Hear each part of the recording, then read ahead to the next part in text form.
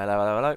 Right, had a little bit of a glitch last time, so I'm redoing this. So the glitch was that I could highlight something and it wouldn't select it. I could have something else selected. So, but it's now, oh, there we go, there you go. Right, okay, so it's not a glitch, it's a thing you can do. Right, so, yeah, just to be aware that even though my camera is highlighted, it's not selected. Yeah, so if I've got mesh 2 is actually selected, so I've got my camera highlighted. If I press W to move something and I move it and my camera's highlighted, it's actually going to move the mesh, not the camera. Okay, so weird. If I go and select that, it's done it again, hasn't it? So a minute ago it was okay. So I don't know what's going on there. Don't know why that would be a thing you'd want it to do. So I'll go and select that. If I go and select my camera, does that now select my camera? No. Drop the selection. Select my camera. Yeah, okay. Select the mesh. Okay. Yeah, it's a bit of a weird thing. Not sure why it's doing that. It's just a bit odd that I can then select something else. Okay. Camera. Yeah, okay. So, yeah.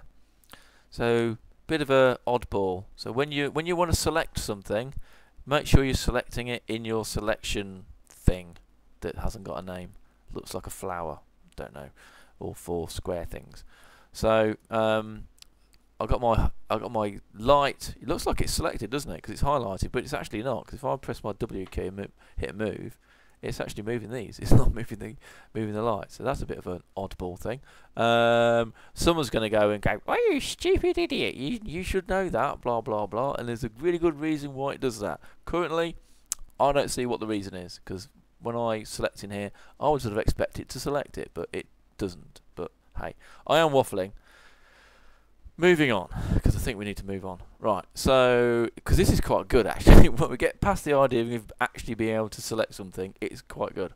So, let's deselect, boing. So let's drop the tool, there we go, deselect, so nothing's selected now, there we go.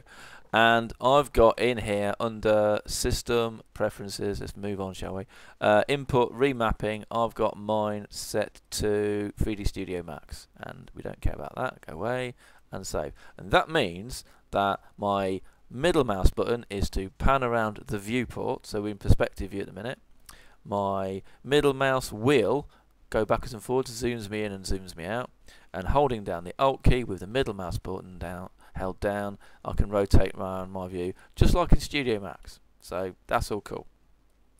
Right, now we're getting into this selection thing. So for instance, if I really like this view here, and what I really want to do now is render from this view with my camera.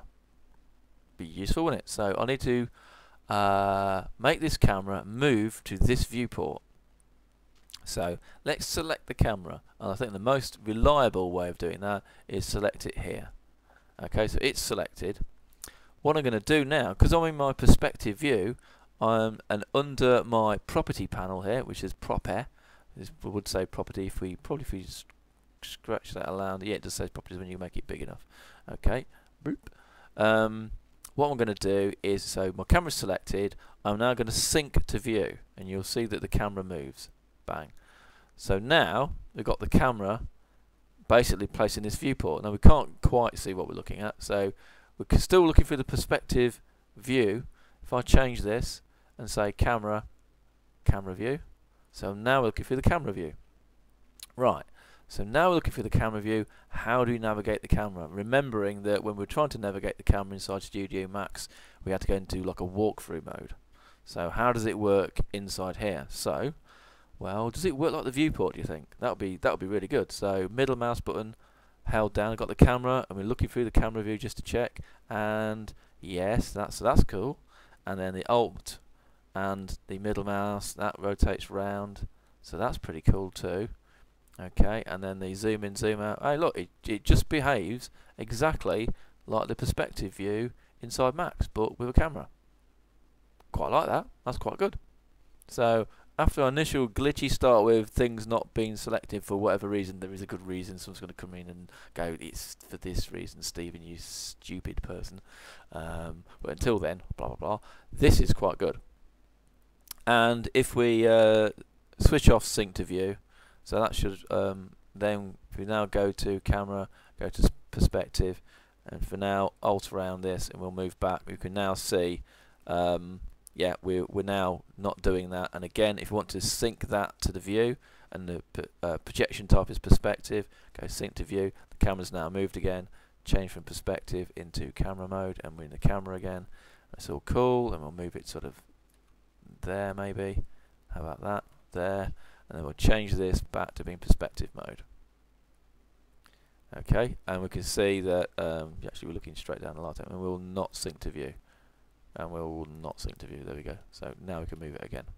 Right, the only other thing you might need to do is when you're in a viewport, you might find that for whatever reason the camera is, or the light is incredibly tiny or incredibly huge. So we can change that in here. So display, current size is 1, so we can make it 10. Makes it a really big camera. So if you've got a really big camera and it's like, that's a bit mad, you can change your view here and we'll say 5 might be a better, or 3 might be a better one. Same your light. So got my light, it has selected the light, so that's useful, and that's make that 3 as well. Okay, so there you go. And that, once we've got off to that poor start, is actually quite good.